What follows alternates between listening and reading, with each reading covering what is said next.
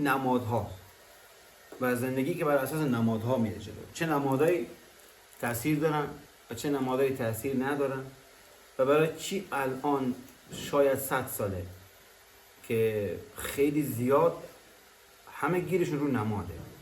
نماد بافومت، شیطان یا همون بز دو شاخ که نشسته و اینجوریه، یا هر نماد دیگه‌ای که مثل ماه باشه، ستاره باشه و طلسمای ایرانی قدیم، نمادهای ایرانی قدیم، اون چهار پر هست که مال طلسمای ایرانیه، یا به قول معروف اگه طلسم هم نباشه یک نماده و این الان خیلی مورد توجه قرار گرفته.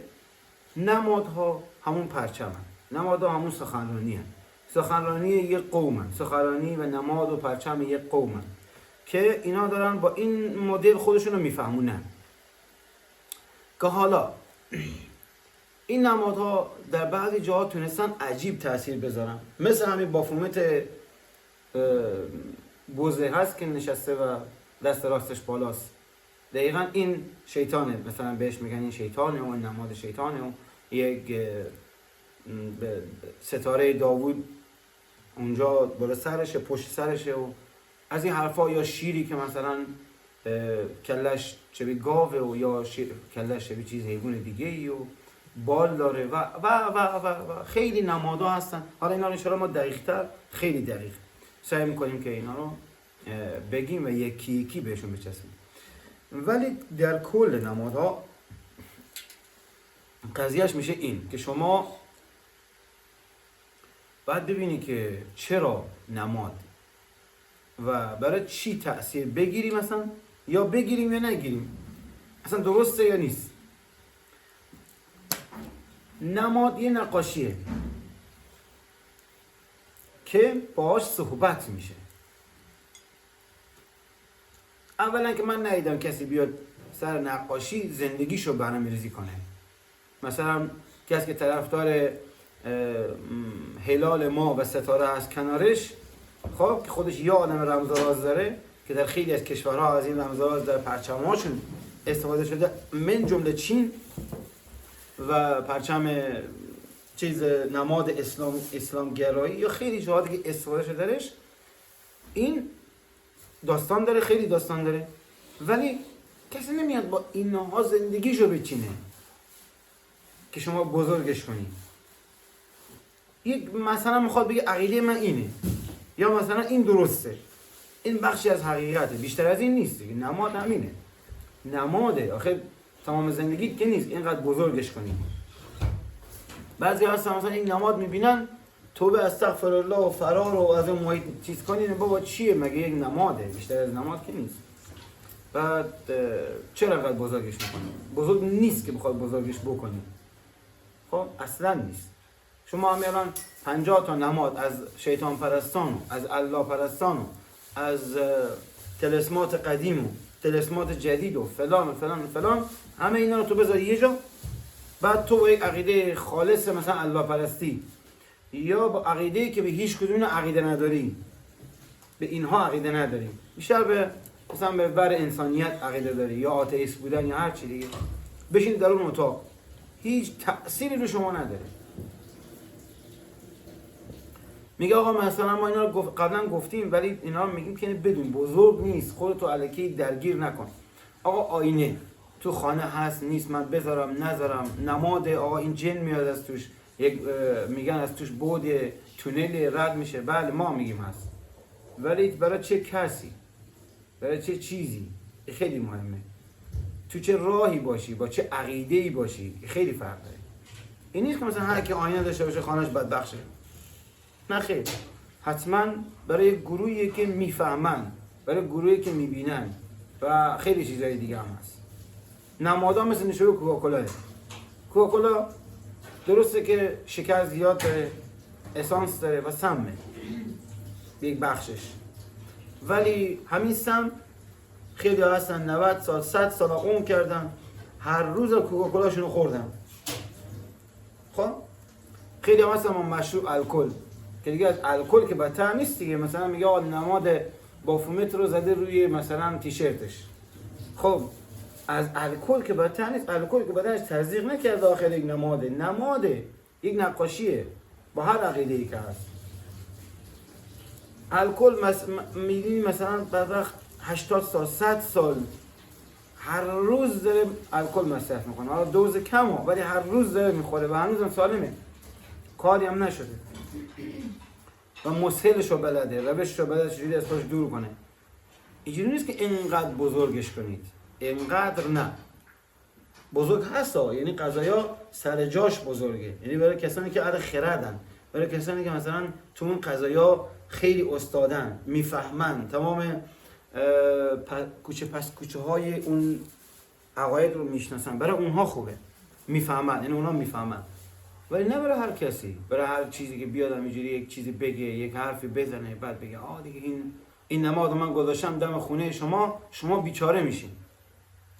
دیشب مثلا دیدم میگفت که آره شما بگی رو مرده رو یک پوستشو بکن، بعد اونو توی شیشه کن یا یک جایی کن که بذار کرم بیفته، بعد که کرم افتاد کرما رو بگیر بجوشون، روغن پس میده، اون روغن میشه روغن جادویی و اون روغن رو باید بریزی دم خونه طرف. چیکار آخه اینا نگاه دقیقاً همین اعمال و همین حرفاست که یک موجی از بدبختی رو وارد جامعه ما کردن. این موج عجیب طلسمات و کثافتی ها رو ریختن توی ذهن‌های همه ذهن‌ها رو خراب کردن. چرا این کارو میکنن؟ چون فکر میکنن بزرگه، فکر میکنن با این کار میتونن سرنوشت و تقدیر طرف رو به هم بزنن. اینجوری نیست، واقعا اینجوری نیست. شما اگه مثلا میگن آقا انگلیس مردم داره با طلسمات و جادوها و نمادها نگه میداره، یعنی اون آرامششون به خاطر اونه، یعنی اون رفاه و اون خوبیاشون و اون عدالتشون و اون سیاست درستشون اشتباهه، اونا الکیه، فقط طلسمات و نمادها درسته. الان ما تو ایران 100 برابر انگلیسان جادوگر داریم. همه الان بچه کوچولو میتونه پیجا رو بره پیدا کنه، پیجای اینستا، تلگرام رو، و راحت 1000 تا چیز شیطانی یاد بگیره ازش، 1000 تا، بعد همه هم استفاده کنه برای دوستیابی و برای رفع چی و برای فلان و فلان و فلان و فلان. آخر اگه اینها بود اینقدر اختشاشات برای چیه؟ اینقدر مردم ناراضی برای چی هست؟ ها؟ اگه مثلا تمام سیستم ما مثلا با معنویت شیطانی میچرخه، برای چی این همه ناراضیم و این همه هم از سیاست خودمون بیزاریم که چرا این نوع سیاست رو روی مردم دارن؟ چرا نمیتونیم باهاشون همدل باشیم؟ چرا مسئولین با ما همدل نیستن؟ قضیه اینه که اینا فقط نماده، اینا فقط یک سری اعمال عقیده توست. خیلی نماز میخونی، درست شد؟ نماز چیز خوبیه، خوب میخونی، بعد این فکر کن بچهش هیچ وقت بهش عقیده نداره، به اون نماز باباش عقیده نداره اصلا. چه تأثیری رو تو داره که مثلا هیچ؟ این نماز برای خودش تأثیر داره، همون چیزی که میخواد رو از خداوند برای خودش میگیره به همون روش، و باباهی هم بچه هم با روش خودش بزرگ میشه، مثلا ربطی نداره که تو بیای همه رو به هم ببافی. الان کدوم خارجی نماز میخونه؟ حالا من نمیگه خارج نماز بهشته، نه، به آب و هواشون حداقل که اونجور هوای خوبی دارن که از ما خیلی بهتره عموما. خب برای چی اونا نمیخونن؟ برای چی اونا هیچی نیست؟ هوا خوبه، کار خوبه، کشور خوبه، آمریکا خوبه، هر کی از اینجا میره اونجا خوشبخت میشه تقریبا. برای چی این اتفاق میفته؟ خب اونجا که نماز نمیخونن، چرا تاثیر نمیذاره آخه؟ چرا بدبخت نمیشن؟ چرا هیچی نمیشن؟ چرا امروز ایران و آمریکا که ایران نماد نماز و قرآنه از سنی و شیعه، اونجا هم که نماد نماد کفر و الحاد، شرک و بت پرستی است، که البته واقعا بت پرست نیستم واقعا آمریکایی، من ندیدم آمریکایی بت پرست ندیدم هنوز. بعد چرا مثلا اونا الان میان راحت رو ما حکومت میکنن، راحت بهمون دستور میدن، تحریم میکنن، ما بیچاره میشیم، دلار میشه 100,000 تومان. چرا تصمیمات اونا رو ما اینقدر تاثیر داره؟ مگه ما نماز نمیخونیم؟ اینه. پس اون نماد و نمادگرایی و روش های عقیدتی شما برای خودت زیباست و برای خودت بزرگه. ما رد نمی کنیم چون واقعا نمیشه رد کرد. نگاه، یقین و ایمان این چیزیه که اونها ندارن. دارن، خب شاید دارن که اینقدر بالا. شاید یک یقینی 4 تا اهل سیاسی نشون، شاید 4 تا واقعا اهل یقین توشون هست. یقین تا اون ایمان تو فرق داره. خب حالا تو این جلسه هم شما میدونید آقا ایمان یه چیزی دیگه است. این نیست که فقط بگی من ایمان آوردم با زبون، با دل، و با دل آوردن باز یقین رسیدن تو ایمان چیزی دیگه است که میتونی دنیا رو باهاش تکون بدی.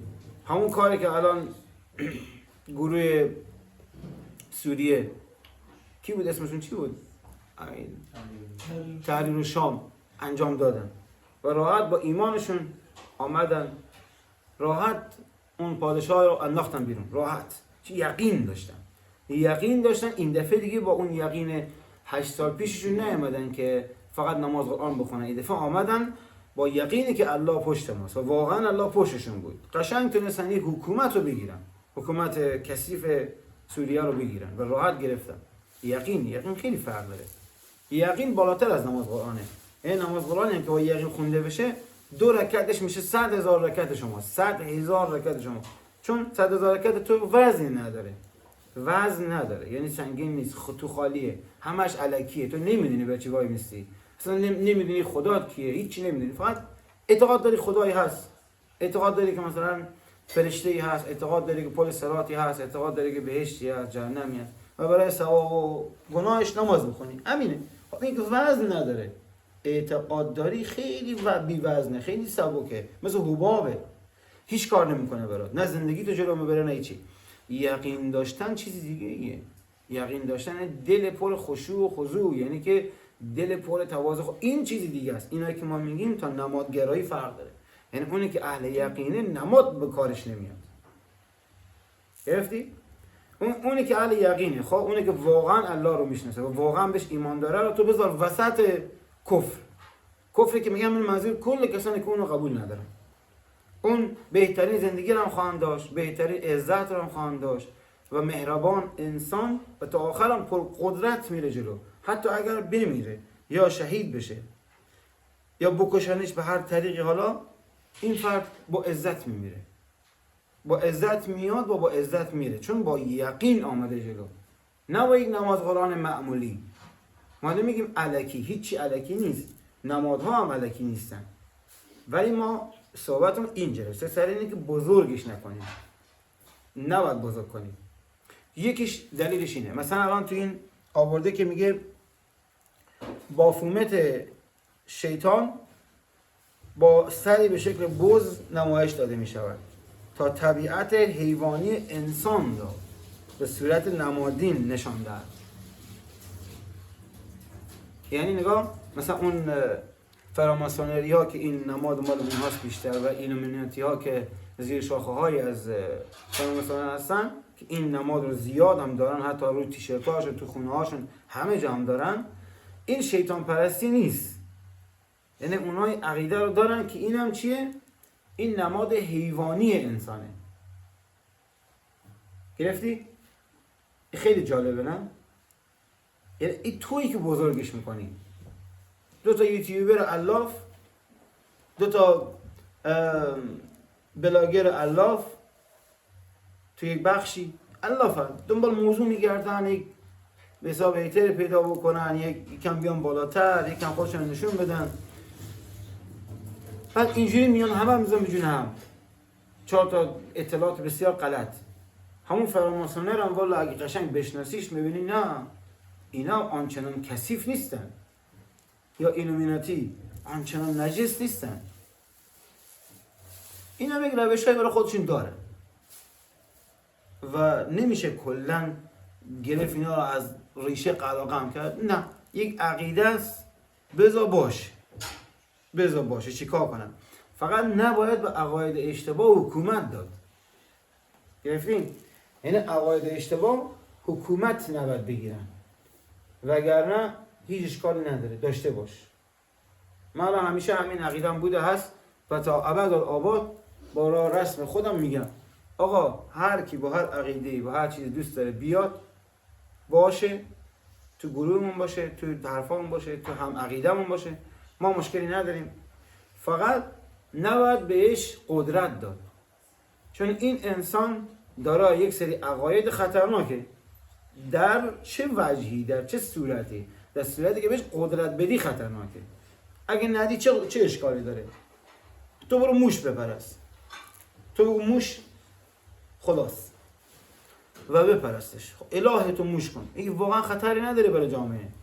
موشه دیگه، یک موش فهمی داری، میری یک گوشه‌ای برای خودت شمعی روشن میکنی و براش غذا میدی و نظر و نیاز میکنی و براش قربونی میکنی، مثلا 4 تا سوسکی چیزی میدی بهش بخوره و اینا، خوشحال میشی برای خودت، میگی خب خدای منو تعبیر گیره. خب این عقیده تا زمانی که به حکومت نرسه و بهش قدرت داده نشه هیچ اشکالی نداره. گرفتین؟ مثل خیلی از طایفه های عرفانی و دراویشه. دیدین دیگه، دیروز رفتیم آقای نعمت اللهی بود و میگفت ما مثلا همیشه میگیم یا علی. خب بگو یا علی، منم مشکل نداشتم باش. دیدمش هیچی هم نگفتم. شما چند تاتون به اعتراض شدین و یک چیزی گفتیم بهش، من مثلا مهم نبود برام، چون کسی نیستم، چیزی نیستم. دوست داره عقیده‌ش رو بیان بکنه، دوست داره عقیده‌ش رو اظهار بکنه که من میگم یا علی. خب بگو یا علی، چیکار کنم؟ ضرری نداره. موقعی ضرر داره که بهش قدرت بدی. اون مثلا بشه وزیر ارشاد. موقعی ضرر داره که اون میشه معلم مدرسه. در اون صورته که این مشکل دار میشه. درستون؟ چون این میخواد عقاید ضد چیز راه بندازه، عقاید خودشون دیگه راه بندازه. اونجا تبلیغ میکرد، اینجا راه میندازه. حق نداره راه بندازه، چون شما هیچ کاره مردمی که بخوای راه بندازی. یعنی هیچ کاره یعنی چی؟ هیچ کاره واقعا بی اصل و نسبی. چون عقیدت یک عقیده کاملا مال یک مذهبی ساخته شده در قدیمتر، حالا خیلی قدیم هم نه، و دوست داشتن اینجوری مثلا خدا رو با علی بشناسن. نه تنها بشناسن بلکه بیشتر خدا رو پرستش کنن، بیشتر علی رو پرستش کنن، بیشتر اون رو صدا بزنن. خدا رو فراموش کردن. خب این عقیده است، با ما ربطی نداره. الان ربطی نداره، چون هیچ کاره ایم، چون قدرتی در دست ما نیست. ولی وقتی قدرت دستت باشه باید جلوی این افراد رو بگیری. از لحاظ حکومتی باید جلوشون رو بگیری، چون عقاید اشتباه فساد به وجود میارن. فساد کی به وجود میاد؟ موقع قدرت بدی به عقاید اشتباه. توی که مثلا میای و مرده رو صدا میزنی، عقایدت اشتباهه. میتونی بگی درسته، خب باشه، به من ربطی نداره. ولی موقعی که میای و زوردار این کارو میکنی، یعنی نه همین درسته و بقیه هم مجبور، این اشتباهه.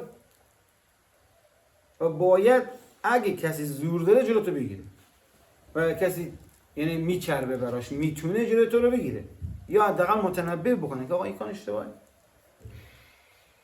اینو پس فراموش نکنید. عقاید اشتباه تا زمانی که در قلب و سینه خودتون باشن هیچ ضرری ندارن. ولی موقعی که اونها رو به دیگران به زور بفهمونی یا بگی همینی که هست، اینجاست که دیگه باید با تو برخورد شه. آره، باید برخورد بشه باید، چون تو داری فساد به وجود میاری. با واسطه یک بافومت مثلا میای همین رو میذاری. خب درست عقیدت اینه که این نماد این نماد در فراماسونری به این معنی، فراماسونری به این معنی است که آقا این یعنی نماد حیوانی انسانه، یعنی بخش حیوانی یک انسانه. خب ولی یه وقتی بخوای اینو به حکومت برسونی و پرچمش رو ببری بالای رأس کشورت و با اون صحبت کنی، اینجاست که دیگه مشکل داریم. نباید داشته باشی، اصلا مال تو نیست، اصلا این اشتباهه، اشتباه محضه که تو بیای با این نماد حکومت داری بکنی، چون همه که یک جور نگاه نمی‌کنن این عقیده رو. شاید یک نسل مثلا 30 سال 40 سال میشه، یک نسل تقریبا، یک نسل شاید بهش نگاه بکنه با این طریق، ولی نسل بعدی نه. نسل بعدی اونو خدا می‌بینه، نسل بعدی اونو حقیقت ماجرا می‌بینه. پس باید آینده نگر باشیم. اگه می‌خواید پرچم کشور درست کنید، اگه می‌خواید که برای خودتون نماد درست کنید، نمادی رو بذارید که اگه بعدی ها آمدن به گمراهی نکشن. مثلا اون چیزای ایرانی خیلی قشنگه، می‌بینی 4 تا پر داره این ور مثلا 4 تا پر داره، یا مثلا چند نوع پرچم‌های قدیمی ایرانی که دست ارتش‌های ایران بوده. اینا قشنگه، نماد 5 پر و نماد چی، اینا قشنگه، زیباست، یه گل دیگه. طرف میگه یه گل یا چیزی، نمیاد پرستش کنه، نمیاد بگه حقیقت ایناست، این کارو نمیکنه. میگه آقا یک نماد 4 تا خط کشیده، بزرگ نمایی نمیکنه. ولی شما میای، شما نوعی میای و یک نماد رو انقدر بهش پشتوانه میدی و حقیقت میدی که نسل‌های بعدی گم میشن از اون حقیقت. به این میگن فراست داشتن، یعنی دوراندیشی تو اما با عقل خالص، تو اما با معنویت. باید ببینی، نباید این کار رو بکنی.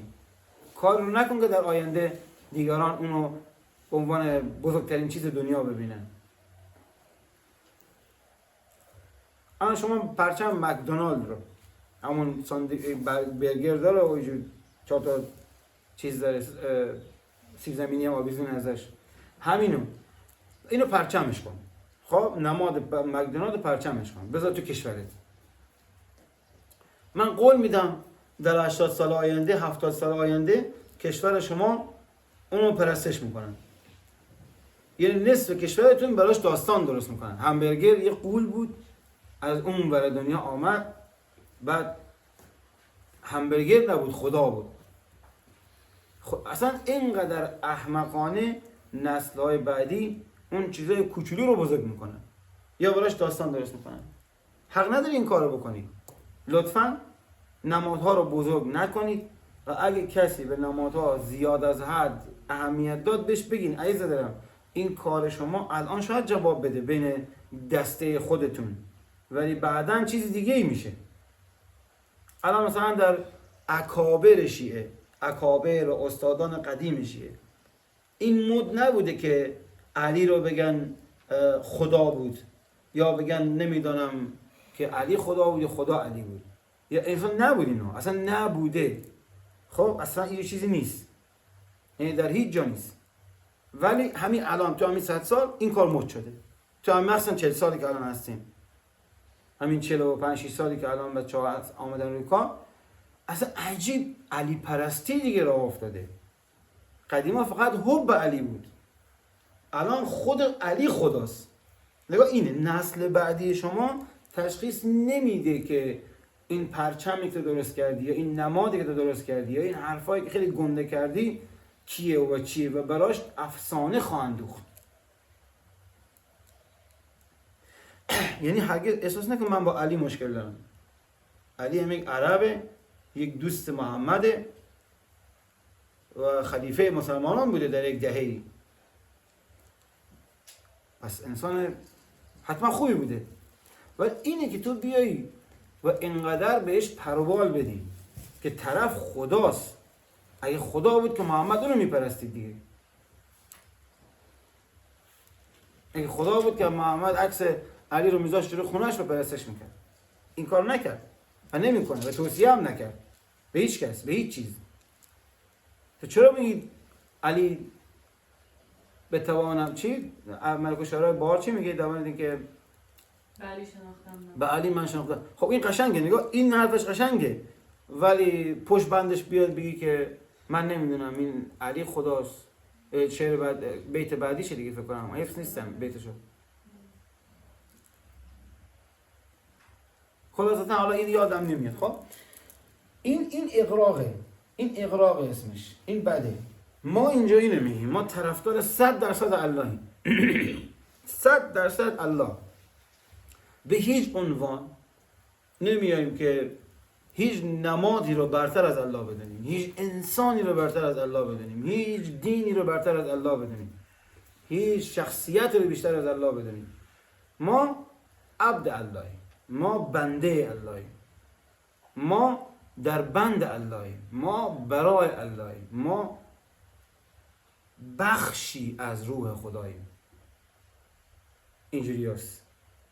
ما یعنی همه انسان ها، همه جنیات، همه آنچه که میبینی و هر آنچه که نمیبینی، همه مخلوقات الله بزرگ هستن و تمام. و اینو به نسل‌های بعدیمون هم انتقال میدیم 100%. چه خوششون بیاد چه خوششون نیاد، هیچ کسی رو صدا نمیزنیم، هیچ کسی رو صدا نمیزنیم، فقط الله و تمام. چون نمیخوایم که حب به یک شخص، حب به استادمون، حب به فلانمون اینقدر زیاد شه که بیایم یک روزی بگیم نمیدونم این خدای منه. ما این کار رو نمی کنیم، ما این کار رو هرگز نمی کنیم، چون میدونیم یک سر دیگه. آقا من مثلا دوست دارم استادم رو خدای خودم ببینم، ولی این فقط شخصیه، فقط شخصیه و فقط مال توه. این حتی مال بغل دستی که تو همون رو هست نیست، این فقط مال خودته. مثل مولانا و شمس.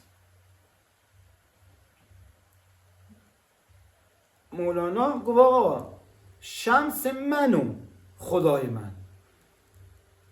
نگفت شمس ما و خدای ما. گفت شما برو یک جا بیار یک دونه بیت بیار که بگه شمس خدای جهانه، یا شما هم مریدان شما هم بگین شمس. گفت خیر، این با مال منه، شمس منو خدای من. نگاه اینه، شما در سطح شخصی میتونین کسی رو صدا بزنی، مثل شمس، مثل علی، مثل هر کسی شخصی، فقط هم خوده. ولی حق اینو نداری تبلیغات بکنی برای دیگران، ولی میتونی به خودت حق بدی تبلیغ بکنی، این هم خودش اشتباهه، ولی میتونی این کار بکنی. یعنی گناهی برای شما نیست، چون خودت اینجوری خواستی، با این روش اشکال هم نداره. ولی اینه که تو بیایی و اینو بزرگ نمایش کنی، بگی نه شما اشتباه میکنی، این چه کاریه، خبر نسل بعدی چی میشن؟ آره دیگه، نسل نوح چجوری گمراه شدن؟ اول بزرگانی بودن دیگه، قبل نوح بزرگانی بودن، انسان‌های بسیار اولیا، پیامبرانی بودن، آمدن نسل نوح همونا رو اول نام اونها رو میبردن قبل هر کاری که برکت بگیرن. همون حالا متأسفانه بتاشون رو یادم رفته اسمشون. بعد نام اونها رو میبردن به عنوان چی؟ به عنوان اینکه اینها کارساز ما هستن، اینها واسطه بین ما و خدا. دقیقاً زمان نوح همین اتفاق افتاد. یعنی این چیزی که به ما رسیده، ما نبودیم اونجا، و روایتایی که داستانایی که از نوح رسیده به ما اینه که آقا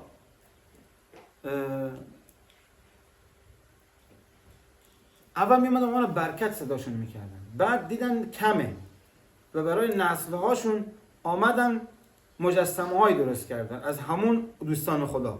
مجسمه های درست کردن که اینا انسان های بزرگی بودن، اینا نباید گم شن، اینا نباید فراموش شن. بعد مجسمه ها رو ریز ریز کردن و دادن پخش کردن بین خانه ها و همه جا، هر کی یکی دونه داشت.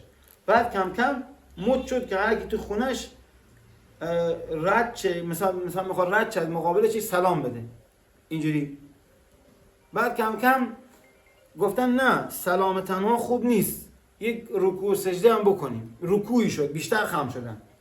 بعد کم کم سجده هم شروع شد، یعنی مقابل همون مجسمه های اولیا یا دوستان قدیم. نسل ها رو میگم، کم کم منظور هر 30-40 سال 50 سال بوده که مثلا شما وقتی بزرگ میشی بچه به دنیا میاری دیگه. بچه ها این کارو میکنن، تو که نمیکنی، تو میدونی، تو حواست هست. بچه ها کم کم سجده کردن، بچه ها کم کم براش نذر و نیاز کردن، بچه ها کم کم قربانی میکردن دخترانشون و پسرانشون رو برای این مجسمه ها، برای این خدایانشون، و همینجوری شد. و برای این بود که دیگه نوح خسته شد، و خدای من دیگه خسته شدم، نمیتونم با اینا کنار بیام، خودت اینها رو برانداز. زمان محمد هم دقیقا همین کار شد. مردم الله رو میشناختن، میفهمیدن که الله هست، ولی الله فقط شده بود یک بت. برای همینه که نام پدر محمد عبدالله، قبل اینه که پیامبری به نام محمد باشه، نام پدر محمد عبدالله است.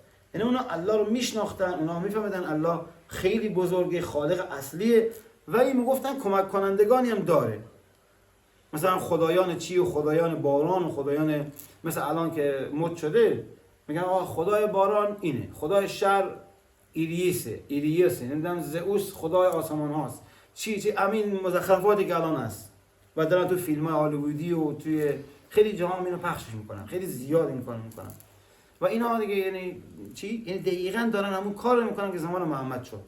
محمد هم گفت آقا جان الله یکیست، هیچ نیازی به خدای باران ندارد، خودش باران رو دستور میده، به فرشتگانش میگه، فرشتگان هم تحت الامرن، هیچ اجازه از خودشون ندارن. فرشته است آقا، فکر کن مثلا یک بارانی در دستشه، یک سیستمی در دستشه، اینجوری دستور بده که باران بباره. فکر کن ابرا دستشه یا هر چی که دوست داری فکر کن.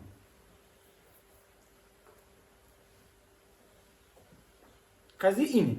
محمد گفت آقا جان خدای باران نیاز نداریم، خدای مرگ نیاز نداریم، خدای حیات نیاز نداریم، خدایی که بچه‌های نوزاد رو به دنیا بیاره نیاز نداره، یک الله. خلاص ول کن اینا رو، اینا همه یکیه. اگه یه جای چیزی میبینی اونا شهوده، اونا فرشتگان الهی هستن، یعنی کسانی که الله به اونا دستور داده اینا این کارو میکنن. بیشتر از این نیست. شما هم همینجوری باش، شما برو با همون سمت. همه بت‌ها رو شکست، همه رو نابود کرد.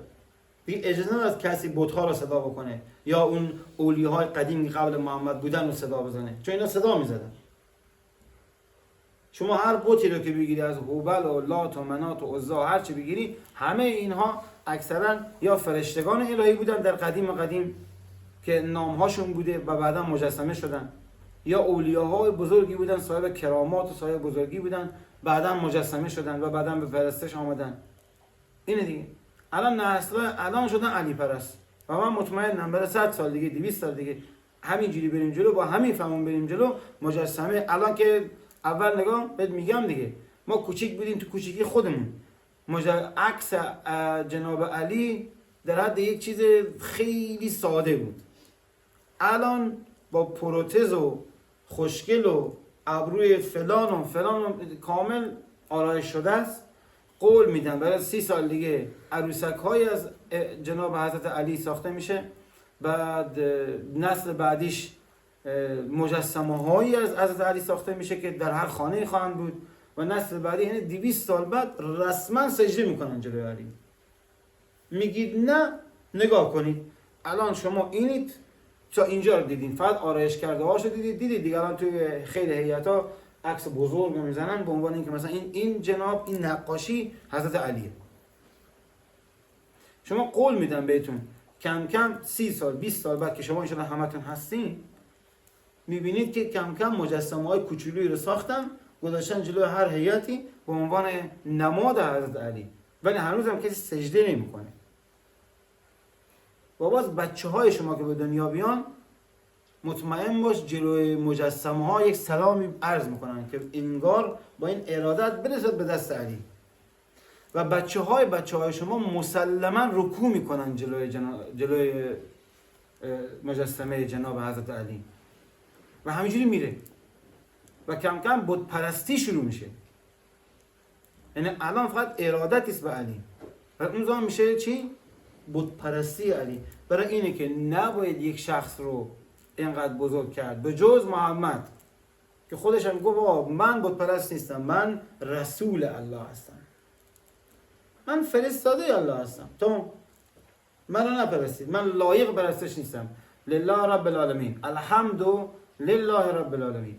حالا میام ما ایراد میگیرم، شما طرفدار عربی، ما طرفدار هیچ کس نیستم، من طرفدار یکتاپرستی ام، من طرفدار الله خودم ام، ربطی نداره. محمد اگه از آمریکا هم میگود من قبولش داشتم، چون داره برهان و دلیل درست رو بیان میکنه. پس دلیلی نیست که ما بیایم محمد اینقدر بزرگ کنیم که بپرستیمش. 1500 ساله از دعوت جناب محمد رسول الله گذشته، هنوز کسی محمد رو نپرستیده. هنوز شما الان اگه برید جای مسجد پیامبر در مدینه، هیچ کس حق نداره جلوی مسجد مدینه اینجوری کنه. اگه هم بکنه بهش میگن نکن، اصلا حق نداری. دست رو نباید بکشی بذاری، چون میدونن اون عربا صاحب حکمتن، میدونن که اگه اجازه بدن اول دست بذاری بزنن، 100 سال بعد مجسمه محمد درست شه، 100 سال بعد پرستش محمد، ولی 1500 ساله و قشنگی جلو این حرفا رو گرفتن. آقای بن سلمان هم امروز آمد گفت آقا جان اصلا اونا یه شخصیت‌های تاریخی دینی بودن، آزاد بذارید. آمدن تو خود مدینه، تو کوههای جدید اسمشون چیه نمیدونم، کوههای مدینه کنسرت گذاشتن. همین 2 هفته پیش بهترین کنسرت هم گذاشتن، بهترین رقاصا رو آوردن رقصیدن تو خود مدینه، اون ور مدینه طبعا 2-3 کیلومتر دورتر از مدینه تو کوهاش رقصیدن. تازه دومین کنسرتی که برگزار شده تو همین چند ماه. چی؟ چون فهمیدن که نباید مردم بیان محمد رو بپرستن. نباید کسی بگه یا محمد، حق نداره بگه یا محمد. کی که بگه یا محمد؟ محمد هم بنده الله است، رسول الله است، عبده و رسوله، عبده اوست و فرستاده اوست. تمام. چرا میخواد نسل رو مشرک بکنید؟ چرا میخواد نسل بعدی رو بت پرست کنید؟ نسل های آینده رو ما جلوی اینو میگیریم با حرفامون و مسلما هم جلوی ما وای میستن، مسلما با ما گارد میگیرن، بذار بگیرن. من خونم از کی رنگین تره؟ هیچی نیستم، چیزی هم نخواهند شد هیچ وقت. من هم فدای همین عقیده که جلوی این افراد رو بگیرم. چرا اینقدر دارید ظلم میکنید به مردم که با بافومت و نمیدونم با یک انسان معنوی و با هزار چیز دیگه میاید مسخره بازی را میندازید؟ همین جناب بایزید که میگیم ما سلطان و عرفا اینا، خب بعد خودش یک سلسله داشت، یک سلسله خیلی بزرگ هم داشت، ور افتاد سلسلهش. چون کیا جلوشو گرفتن؟ خود شاگردان بایزید جلوی اینو گرفتن که بایزید اینقدر بالا بره که به نام خدا صدا بشه. جلوشو گرفتن. جنید بغدادی سلسله داشت از خودش، سلسله بزرگی هم داشت که هنوز هم هست، حالا اون چیز اسمش هست.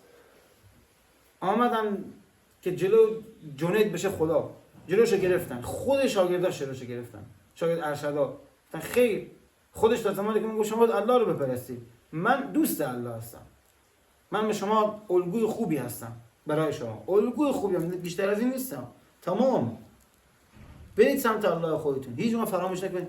اینه، شما حق ندارید که بنده پرستی را بندازید یا نماد درست بکنید، یک شخصی رو یک چیزی رو، اصلا حقشو ندارید. فقط یک شخص بزرگه در این جهان، اونم الله است. اگه با اون کسی مشکل داشت جلوی اون وایسید، چون اون میخواد انسان‌ها رو بندازه به جون هم. کم کم ایلان ماسک رو اینقدر بزرگ بکنه که بگه این خدای جهانه. خدا نه، میگه این چیزه، این خیلی کارش داره، بچسبیم به این. بعد اون تمام شد، باز یکی دیگر رو میارن. شما رو از یک الله به سمت هزاران الله میبرن، هزاران الله میبرن. و در آخر هم خیلی پررو میگن این حرفا مال قدیمه. ما جدید شدیم، شما جدید نشدید، شما بی الله شدید، بی خدا شدید، چون خدا ندارید. شما 100 تا خدا دارید، شما 1000 تا خدا دارید. در تعریف الله ما اینو قبلا گفتیم و لطفا اینو خیلی توجه داشته باشید. خدا کیست؟ کسی که توجه تو به اونه، این میشه خدا. حالا هر کی، حالا هر چی، این میشه خدای تو، تمام. و در نزد الله اون خدا میبینه تو رو، و این میشه مشرک و این میشه بد. این میشه کسی که داری دوگانگی به وجود میاری که حق نداری این کارو بکنی.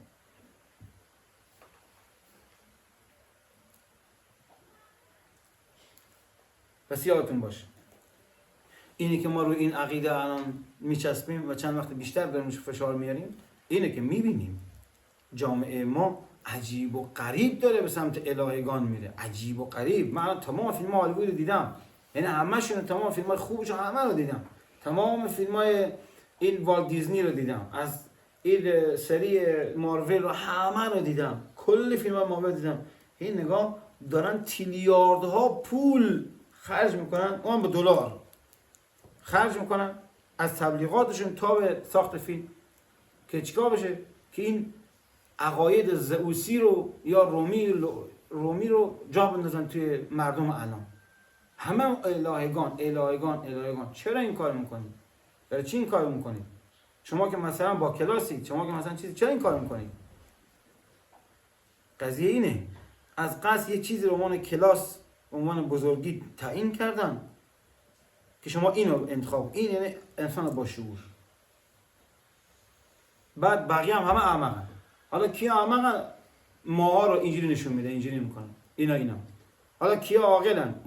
اونا کیان؟ سلبریتی ها کیان؟ کسانی که دارن تبلیغات الهگان میکنن، خدای جنگ، خدای آذرخش، خدای چی. این نسل اگه فیلم مارول رو ببینه میفهمه که فیلمه و مهم نیست. خب این نسل میفهمه، میگه چه قشنگ بود، چه زیبا بود. نسل بعدی که این آرشیو مارول رو ببینه و بقیهش رو ببینه، حقیقت رو میبینه، یعنی فکر میکنه اون حقیقته. و دقیق همون بلایی رو الان دارن به وسیله فیلم ها سر مردم میارن. خود آمریکا هم داره این کارو میکنه و خیلی کشورهای دیگه این کارو میکنن که مذاهب با ما کردن، مذاهب اینجا کردن، با ما رو بدبخت کردن، ما رو فقیر کردن، ما رو بیچاره کردن.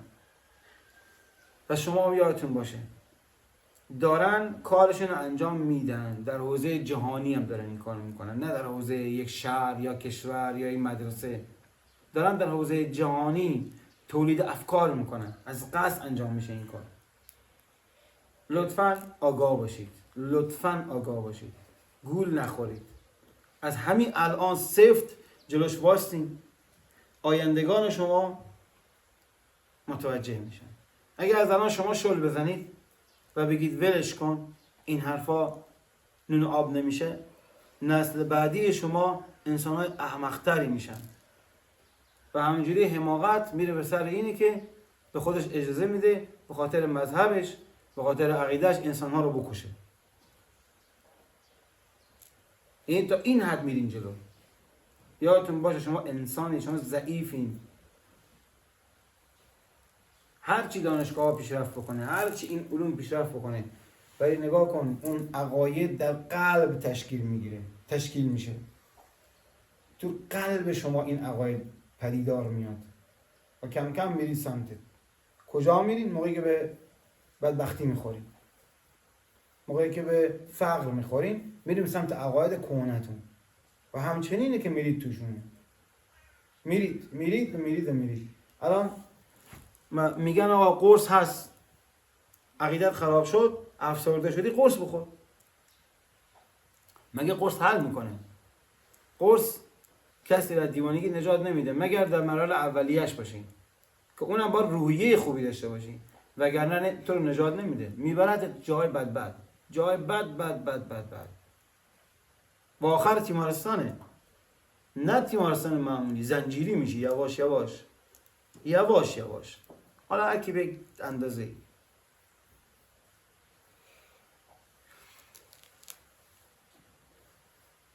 من این دردا رو میبینم، شما شاید نبینید، ولی من میبینم، هر روز دارم میبینم. من همین دفعه که رفتم جای، گفتم پسر عموم یه نظری داشت به شغله و اینا، جالبه ریخته بودن یک سری از اقوام دیگه، یکی دوتا بودن ریختن تو آشپزخونه. من حواسم بود ما طبق احترام فقط، و اینا به این چیزا نه عقیده دارم نه هیچ، فقط طبق احترام رفتیم آقا نشستیم توی چیز، تو همونجا محل یک کاسه خوردیم، کاسه نه پیاله بود، خوردیم و آمدیم بیرون طبق رسمش، طبق عرفش. آمدم بیرون واسه دیدم یکی دو تا هستن از همینا، همینجوری کاسه های چیز هست سرریز، کاسه سرریز اینقدر خب خیلیه، همینجوری کاسه های سرریز هی میبره بیرون از محل، هی میبره بیرون توی دو تا ماشین اونور، هی میبره اونجا خالی برمیگردونه. یا خدا این چیه؟ گفتم شاید چیزه، حتما مثلا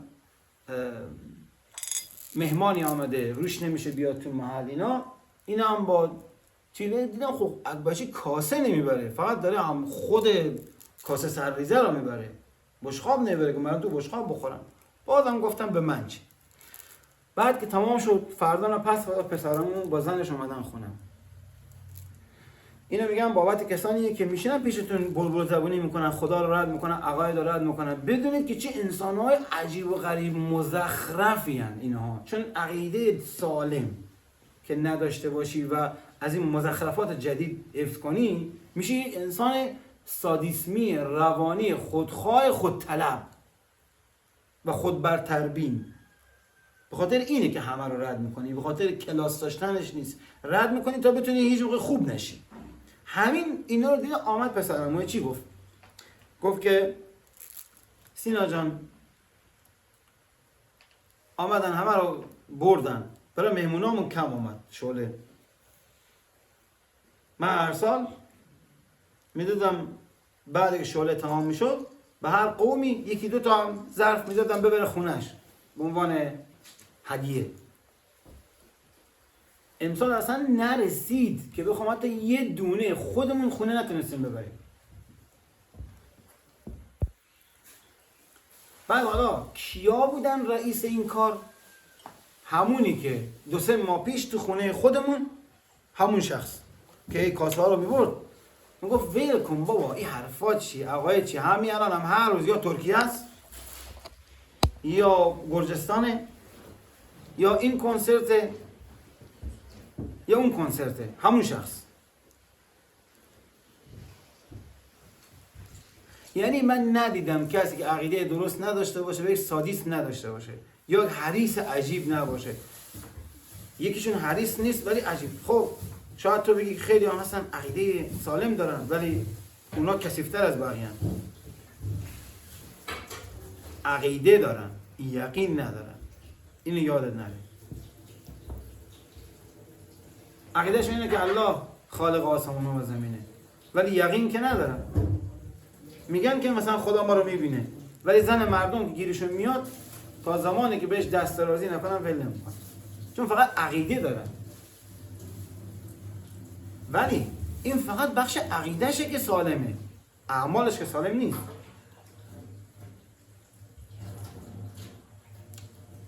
شاید بگی خب اونم که اعمالش خرابه.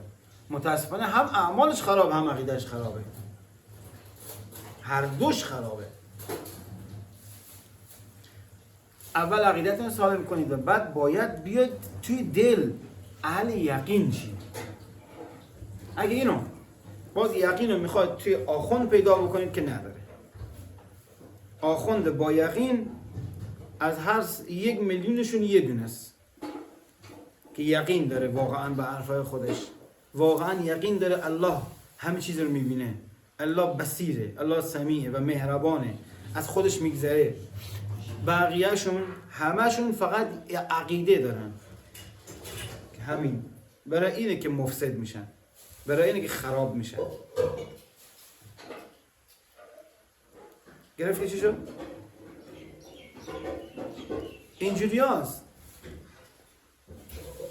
این قضایه اصل قضیه است که شما حواستون باشه به سمت نماد و نمادگرایی نرید، به سمت بزرگ نمایی نرید، به جاش یقینتون رو درست کنید، یعنی روش کار کنید. حالا اون که چجوری کار کنید و تو این جلسه بحثش نیست که بگیم، نمیگیم، الان نمیگیم، بعد جلسه دیگه انشالله جای دیگه که محکم بشینیم آقا روی این کار بکنیم که چجوری یقینمون رو درست بکنیم. اون باز یک روش دیگه ای داره از خودش که اون چیز فرق داریه. خب در ادامه میگه که آقا میگه بافومت دست راستش آورده بالا. به چه معناست؟ مسیر درست، یعنی مسیر درست به سمت بالاست. و بعد میگه که دست چپ به سوی پایینه، یعنی چپ مسیر سقوطه. درستون این دارن فراماسونر خودشون توجیه میکنن اینجا، یعنی اینجوریه. ما اگه میبینید مثلا اینا داریم اینه، این نماد شیطان پرستی نیست. بعد میگه موجود واقعی نیست، این نماده. بافومت هم زن هم مرد و نمادی از تقسیم و وارونگی خلقت خدا به شما میرود. یعنی تقسیم زن و مرد و تقسیم اینی که مثلا دنیا ازداد و ضدها و از این حرفا، اینها رو داره توضیح میده با اون شکل و قیافش، وگرنه هیچ ربطی میگه به این نداره که پرستش بشه. میگه خدا یگانگی است، یعنی جنسیت نداره. آگاهی ما نیز بدون جنسیت است، چرا که ما جرقه ای از خدا هستیم. اینجا با اعتقاد دارن اینا جرقه ای از خدا هستن. آره که باز این هم خودش یک صحبتیه که بهش میگی جرقه، بهش نمیگی بخشی از خدا. مگه خدا در حال آتش گرفتنه که جرقه بزنه بعد تو به دنیا بیایی؟ یا خدا رعد و برقه که مثلا یک قسمتش تو باشی؟ یا خدا الکتریسیته است که تو بخشی از اون الکتریسیته باشی؟ خیر، اصلا نیست. حالا اینو من کار ندارم بهش. خدا آگاهی است. خیر، آگاهی از خدا هست. خدا آگاهی نیست. الله صاحب انرژی هست، انرژی نیست. الله صاحب آگاهی هست، خدا آگاهی نیست. اینها چیزایی که میخوان یواش یواش مردم رو ببرن به سمتش. شما رو دارن گولتون میزنن. خدا آگاهی نیست، الله اولا، نه خدا. و بعد آگاهی بخشی از علوم خداست که آگاهی.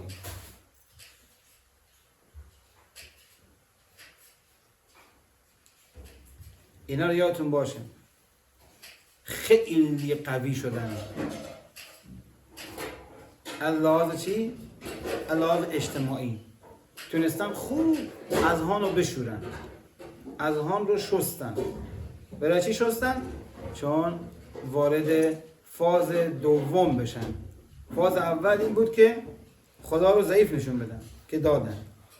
حالا که ضعیف نشون دادن باید از ذهنیت پاک شه و اونو انگار یک رتبه پایین‌تری بهش بدن دیگه.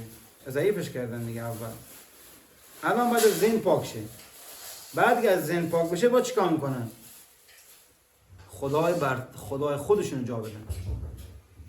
خدایی رو که میپرستن کیها؟ فراماسونری ها. خدایی رو که میپرستن کیا؟ ایلومیناتی ها. و خیلی دیگه این خدا رو میخوام به شما جا بکنن. مطمئن باشین کارو میکنن. اصلا شک نکنین کارو میخوام بکنن. ولی آنچنان استادانه دارن این کارو میکنن هیچ کس متوجهش نیست. هیچ کس به جز افرادی که آگاه بر این مثلا. پس وقتی میگیم برای الله بجنگ، برای این میگیم چون دشمنان بسیار هر چی بخوای تو این بخش الله دشمن داره. از قدیم هم داشت، الان هم داره و خواهند داشت. اگر فکر میکنی که الله خودش قویه، خودش همه رو درست میکنه، پس توی انسان رو برای چی آفرید؟ تو لشکرشی، تو لشکری الله هستی. باید وایستی در مقابل ظلم و ستمی که در این بخش میشه. باید وایستی. اینم کار الله است. تو رو آفریده تا جلوی اینها بگیری. تو هم رسول اللهی، تو هم فرستاده اللهی. اگر رسالت فراموش کردی دوباره دارم به یادت میارم. کار شما اینه که الله رو به یگانگی بپرستید و نذارید که این دشمنان قوی و فلسفی بیان این سیستم رو از شما بگیرن. چون قدرت واقعی انسان فقط با الله رشد میکنه، فقط، نه با چیز دیگه.